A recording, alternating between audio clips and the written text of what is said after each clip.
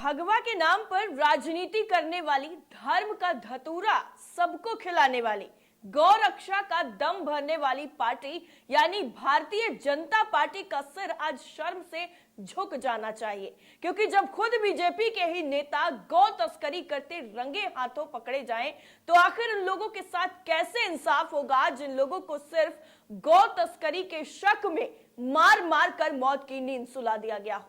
लेकिन मौके पर चौका तो तब लग जाता है जब ये पूरी खबर आपको पता चलेगी उस उत्तर प्रदेश की है जिस उत्तर प्रदेश में पत्ता भी बीजेपी सरकार के मुताबिक हिलता है, जहां पर पहले ही सारे के सारे अपराधी, गुंडे, मवाली, बदमाश सब कोई यूपी छोड़कर जा चुका है।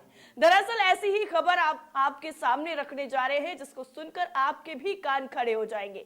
अब सोचिए कि जो पार्टी गायों के नाम पर, धर्म के नाम पर वोट मांगती है, उसी पार्टी पर ऐसे गंभीर आरोप लगे हैं। जिसे गौ माता को पूजा जाता है, उसी गौ माता की तस्करी करने का आरोप बीजेपी के नेताओं पर लगा है। दरअसल अलीगढ़ से ये पूरी खबर निकलकर सामने आई है, जहां पर पुलिस ने भारतीय जनता पार्टी के 2 नेताओं को गौ तस्करी के आरोप में गिरफ्तार किया है। मामला अलीगढ़ के ताला नगरी का है, जहां पर पूर्व मेयर शकुंतला भारती ने महुआ खेड़ा पुलिस को जब ये सूचना दी कि जिरौली धूम सिंह से कुछ गौवंश हैं लाए जा रहे हैं, और सूचना पाकर जब पुलिस 2 कैंटर मेटाडोर पकड़े गए जिसमें 33 गौवंशों को ठूस ठूस कर भरा गया था, और इसके अलावा पुलिस ने 4 लोगों को भी गिरफ्तार किया गया, जिसमें 4 जो चालक हैं उनके साथ साथ 2 बीजेपी के नेता राम कुमार और विवेक भी शामिल थे। पकड़े गए लोगों का कहना है कि वो क्षेत्र में घूम रहे गौवंश को पकड़कर खेरेश्वर गौशाला छोड़ने के लिए जा रहे थे, जिसकी इजाजत भी उनके पास मौजूद थी। लेकिन ये जो गंभीर आरोप लगा है इन बीजेपी नेताओं पर, वो कई सवाल खड़े कर देता है। हालांकि पुलिस का यह भी कहना है कि उन्होंने इस मामले में पशु क्रूरता के तहत कार्रवाई की है, क्योंकि इन्होंने मानक से अधिक गौवंश ट्रक में ठूस ठूस कर भरे थे।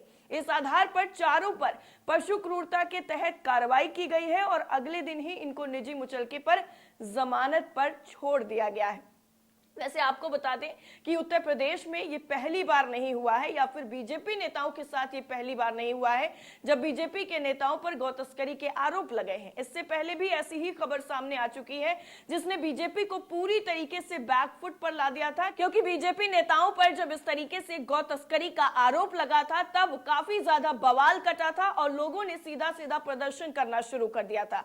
दरअसल बालाघाट पुलिस ने कथित तौर पर गाय बैलों की तस्करी के आरोप में भारतीय जनता युवा मोर्चा यानी BJYM के कई नेताओं के साथ 20 लोगों के खिलाफ जब केस दर्ज किया था, तब पूरा बवाल हो गया था। बताया गया था कि ये लोग गायों और बैलों की तस्करी करके उन्हें महाराष्ट्र के बूचड़ खाने में जाकर बेचते थे। पुलिस ने 150 से ज्यादा गायों और बैलों को भी मौके से बरामद किया था।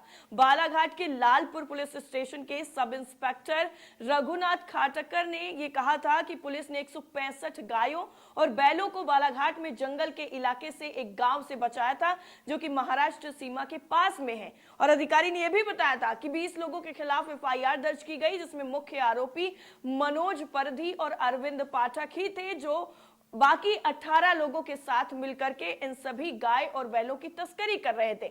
इसके खिलाफ IPC की धारा 429 और मध्य प्रदेश गौवंश प्रतिषेध अधिनियम 2004 यानी पशु क्रूरता रोकथाम अधिनियम और MP कृषक पशु परिरक्षण अधिनियम की विभिन्न धाराओं में केस जो है वो दर्ज किया गया था और 10 लोगों को गिरफ्तार भी किया गया था, जबकि बाकी जो लोग थे उन लोगों की तलाश काफी वक्त तक हुई थी और उसके बाद उनको भी गिरफ्तार किया था। उसके बाद जो वैधानिक कार्रवाई थी वो भी की गई थी। लेकिन जैसे ही आप बाकी खबरों पर अगर जाएंगे और देखेंगे कि उन सभी लोगों का क्या हुआ जिन लोगों को सिर्फ और सिर्फ शक के आधार पर मारा गया, पीटा गया और इतने बुरी तरीके से मारा गया कि उन लोगों ने अपनी जान तक गवा दी, उन लोगों के साथ आखिर कब इंसाफ होगा?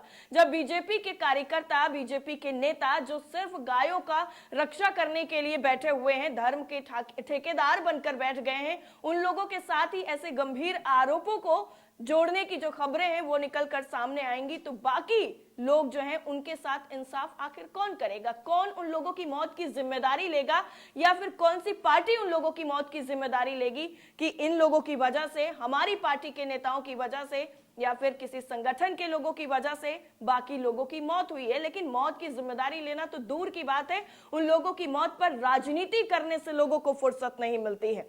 अगर आप गूगल पर जाएंगे तो आपको ऐसी बहुत सारी खबरें भी मिल जाएंगी जिसमें यह दिखाया गया है कि कैसे क्रूरता की गई है लोगों के साथ, उनके साथ कैसे अन्याय किया गया है। जो बेकसूर लोग थे उन लोगों को भी इनकी जो नफरत है उसकी आग में अपनी जान गंवानी पड़ी है। दैनिक भास्कर पर एक ऐसी ही खबर है जिसमें लिखा गया है कि एमपी में 2 आदिवासियों की पीट कर हत्या कर दी गई। गोमांस तस्करी के शक में बेदम होने तक पीटा, बजरंग दल पर आरोप लगा था। डीडब्ल्यू की एक खबर है, मध्य प्रदेश में गौ तस्करी के शक में पीट कर हत्या, 4 गिरफ्तार। हम संवत पर एक खबर है, लिखा है एमपी में मॉब लिंचिंग, गौ तस्करी के शक में मुस्लिम युवक की दर्दनाक मौत, 2 गंभीर रूप से घायल। डीडब्ल्यू की एक और खबर है जिसमें लिखा है कि दिल्ली में गौ हत्या के संदेह पर पीट कर मार डाला। एक और खबर है डीडब्ल्यू की ही मध्य प्रदेश की है, लिखा है गौ हत्या के संदेह पर 2 आदिवासियों की पीट कर हत्या। और डीडब्ल्यू की ही एक और खबर है, लिखा है गौ तस्करी के संदेह में गौरक्षकों ने ली एक और जान। ऐसी ना जाने कितनी जाने हैं बेकसूरों की जो इन लोगों ने ले रखी हैं। अमर उजाला की तरफ से भी एक खबर लिखी है, लिखा है एमपी में मॉब लिंचिंग हुई है, सिवनी में आदिवासियों को पीट कर मारने वाले 9 गिरफ्तार। सियोनी की न्यूज है, एबीपी की तरफ से लिखा गया है कि सिवनी में गौ तस्करी के शक में 2 आदिवासियों की पीट कर हत्या। नव भारत टाइम्स की भी खबर है, लिखा है मध्य प्रदेश में मॉब लिंचिंग, सिवनी में गोमांस के शक में 2 आदिवासियों को पीट कर मार डाला।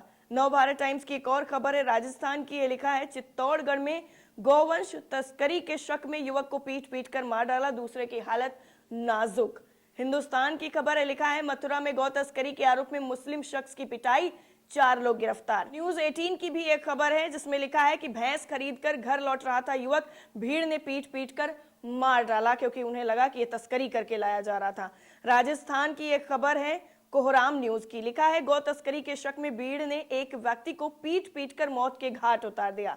बीबीसी की एक खबर है, लिखा है गौ तस्करी करेंगे तो मरेंगे ही, भाजपा विधायक ज्ञानदेव आहूजा का ऐसा भड़काऊ बयान भी आया था, लेकिन अब जब बीजेपी के नेता ही खुद गौ तस्करी करते हुए पकड़े गए हैं तो आखिर इनका बयान कितना लागू होगा वो वाकई देखने वाली बात होगी। दैनिक भास्कर हिंदी की खबर है, लिखा है आरएसएस नेता इंद्रेश कुमार बोले बीफ खाना बंद करो, भीड़ हिंसा बंद हो जाएगी। लेकिन भीड़ हिंसा बंद होने की जगह और कितना आए दिन बढ़ती जा रही है वो आप लोगों के सामने है। लिखा है बीबीसी की तरफ से कि लोकतंत्र में भीड़ तंत्र की इजाजत नहीं, सुप्रीम कोर्ट ने साफ तौर पर फटकार लगाते हुए ये सारा कुछ कहा था। और नव भारत टाइम्स की एक और खबर है जिसमें लिखा है कि 40 किलो बीफ के साथ पकड़ी गई 4 महिलाएं और एक पुरुष। आरोपी शख्स ने जो है अपना गौ हत्या का गुनाह भी कबूल कर लिया था, लेकिन कई लोग ऐसे भी हैं जिन्होंने, अगर भीड़ ने उनकी पीट कर हत्या कर दी है तो उनके परिवार वालों ने भी अपनी जो है पूरी तरीके से आत्महत्या कर ली है। नवभारत की खबर है वो ये बताती है, मेवात की खबर है राजस्थान की, लिखा है अकबर खान की हत्या से गम में डूबा परिवार, कहा हम गौ तस्कर नहीं है। यानी लोगों की तरफ से भी कहा गया कि हमें गौ तस्करी हमने नहीं की है, हमें जबरदस्ती इसमें फंसाया गया है, लेकिन भीड़ उनकी मानने को एक भी तैयार नहीं थी। सुप्रीम कोर्ट की फटकार के बाद भी इस तरीके की घटनाएं लगातार होती गई हैं, लेकिन अब जब आरोप सत्ताधारी पार्टी पर खुद लगा है तो वो इस पूरे मसले से बाहर कैसे निकलेंगी ये वाकई देखने वाली बात होगी। इस पूरी रिपोर्ट को लेकर आपकी राय क्या है कमेंट सेक्शन में जरूर बताइएगा। जय हिंद।